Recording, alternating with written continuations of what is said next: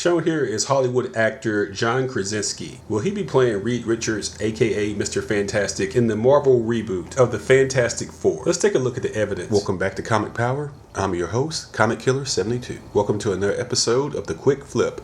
This is a program where I go over comic book industry news in a short period of time. Please subscribe to this channel and also click on the notification bell as well. It will remind you when new videos come out. Alright, now let's get right into it.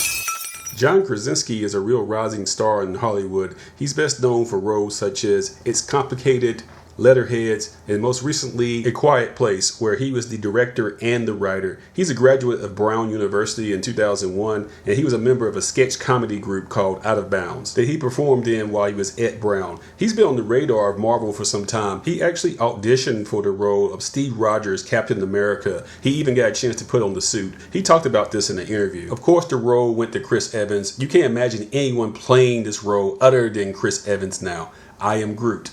I am Steve Rogers. And here's the thing, John is good friends with several of the Marvel actors, such as Chris Evans and Chris Hemsworth. And here's another sidebar for you. His brother-in-law is Stanley Tucci, best known for the Transformers and donning that horrible wig to play the host on the Hunger Games. So why is the Reed Richards character so important in the first place? Well, he was first introduced as part of the Fantastic Four in the Fantastic Four #1 in 1961. This is the start of the Marvel Universe as we know it. And Fox Studios own the rights to these characters for movie distribution. And oh yeah, they tried, but they failed in all 3 attempts. In the first 2 films, the character of Reed Richards was played by Ian Gifford from Wales, United Kingdom. In the 2015 version, which was a complete disaster, it was Miles Teller playing the character. And as we all know, Disney bought the rights to Fox, so they inherited back the rights to the Fantastic Four and the X-Men. And Kevin Feige, the president of Marvel Studios, has stated in interviews that the Fantastic Four are a priority, and we're going to see them first before you see the X-Men. And this makes sense. There were some misses on the X-Men universe, such as Wolverine Origins and X-Men The Last Stand and Dark Phoenix. But there was also some really good movies, such as The Days of Future Past,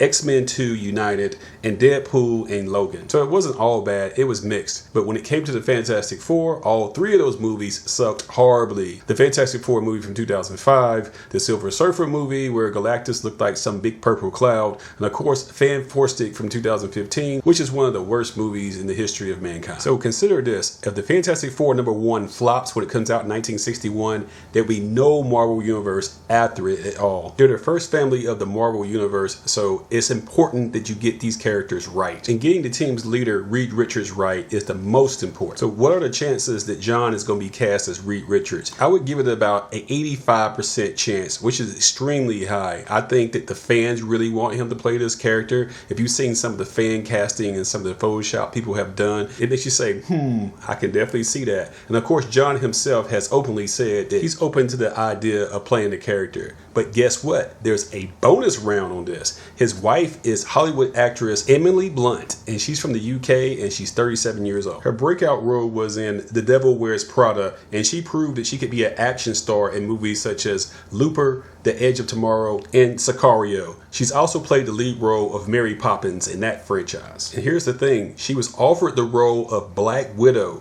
No audition, no nothing, just it's yours if you want it. Unfortunately, she had to decline due to a scheduling conflict. It's worked out well with Scarlett Johansson, but make no mistake about it, it would have been Emily Blunt if she really wanted. It's worked out fine though. I got no problems with ScarJo. Then, according to sources, Emily Blunt was offered the role of Agent Carter in the Captain America universe, but also turned that down too, which makes sense because the character is kind of boxed into World War II. You can't move her into the modern day and make her a superhero. So passing on that was probably for the best. But 3 strikes and you're out, Emily. So what does this all mean? It means that being that she is the wife of John Krasinski, who's being considered for Reed Richards, wouldn't it make sense that she would be considered to play Susan Storm, the wife of Reed Richards? So a fictional husband and wife played by a real life husband and wife. Now that's interesting. And fans have also been using Photoshop to make her look like Sue Storm as well. And I like how this looks. So tell me, what do you think? Do you think that John should play Mr. Fantastic, aka Reed Richards? Do you think that Emily should play Sue Storm, aka the Invisible Woman? Or do you like one or not the other? Or do you like both? Let me know in the comment section below. Next up is Wicked Wednesday and a new comic book pick of the week. Yes! Once again, like last week, coronavirus, no new comics are shipping. And most of the comic stores in most states are closed because they're deemed to be non-essential. At the time I made this video, the big two, DC and Marvel, are not releasing new content on digital format only. And it makes sense because if you bypass the stores, you would forever destroy that partnership you've had with your ambassadors of your product. I could do a whole video on just this dynamic by itself. I'll come back to it. Some people are predicting the collapse of the printed comic book industry, but I don't think that's going to be the case. But it will be different going forward once things get back to normal, whatever normal is going to be.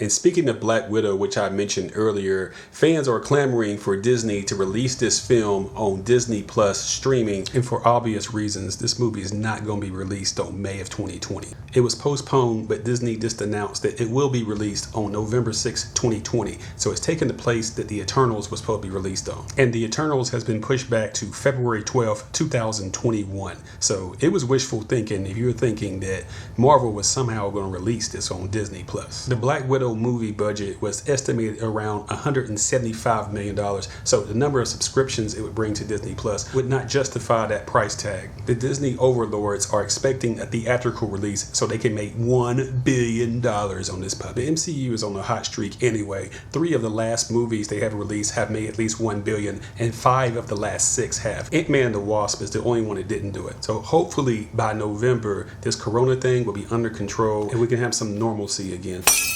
You know the drill.